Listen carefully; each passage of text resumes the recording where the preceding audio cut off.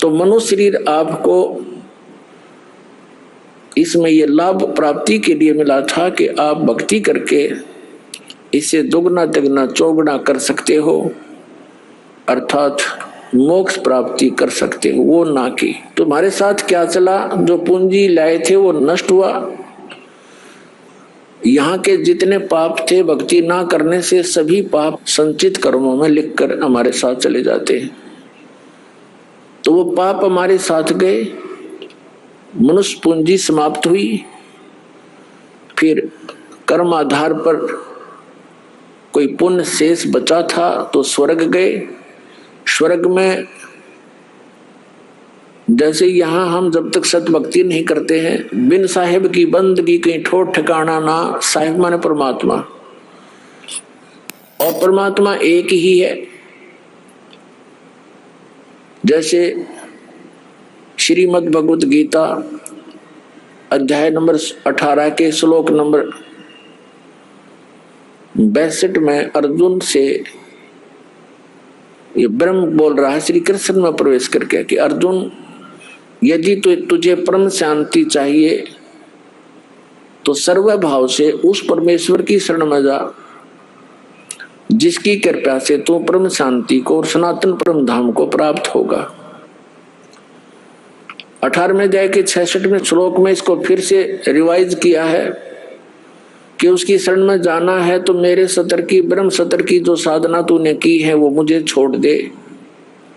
एकम शरणम व्रज, एकम जिसके समान दूसरा कोई नहीं, समर्थ उस परमात्मा की शरण में व्रज माने जा। और इन सभी अनुवादकर्ताओं ने, इन ज्ञानहीनों ने व्रज का अर्थ आना किया है, ये गलत कर रखे। इंग्लिश वर्ड गो का अर्थ जाना होता है और गो का अर्थ कोई कम करता है, आना करता है, तो वो उस विवरण को समझ नहीं पाया जहां पर वो गो शब्द लिखा गया। इसी प्रकार जहां वर्ज शब्द लिखा है और उसका आना कर रहे हैं, तो ये महामूर्खता का प्रमाण उन अनुवादकर्ताओं का है, क्योंकि वो तत्व ज्ञानहीन थे। संस्कृत अवश्य जानते थे लेकिन तत्व ज्ञान नहीं था। अब जितने भी ये महापुरुष हुए हैं जिन्होंने ठेका लिया वेदों की अनुवाद का, गीता के अनुवाद का, ये डुप्लीकेट ऋषि मैं ऋषि दानंद जैसे, जब तक इनको मूल ज्ञान नहीं होगा तो वेदों के अर्थों का ऐसे अड़ंगा किया इन्होंने। अब जैसे रामायण की चौपाइयों को कोई घोट ले, पढ़ ले, और उसको ये मूल ज्ञान हो नहीं कि राम कौन था, रावण कौन था, सीता कौन थी, दशरथ कौन था, अयोध्या क्या है, श्रीलंका क्या थी, तो उसका अनुवाद करने चले कि राम ने रावण को मारा और सीता ले अयोध्या पगधारा। अब राम का अर्थ तो बकरा भी होता है।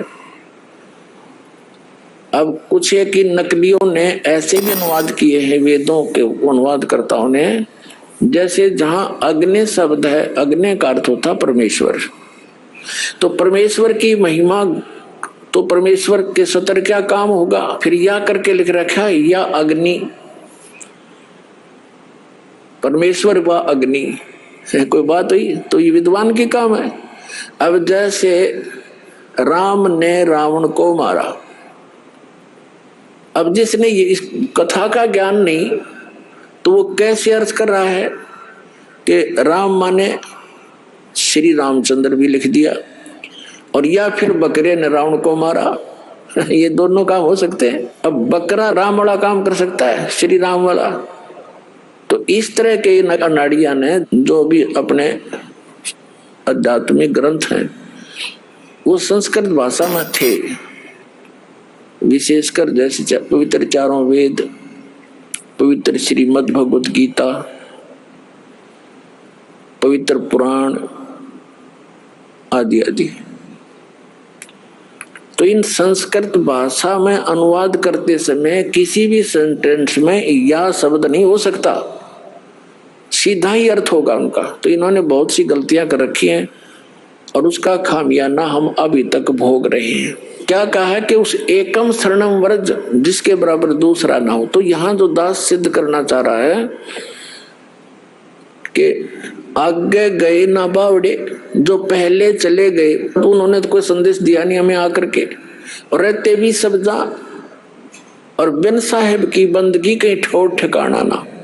यानी अन्य भगवानों की, जैसे श्री विष्णु जी, श्री शिव जी, श्री ब्रह्मा जी और श्री दुर्गा जी, गणेश जी आदि की जो पूजा ब्रह्म की, इन और परब्रह्म की, इनकी पूजाएं करने से भी या चलो चलो मिटे नहीं।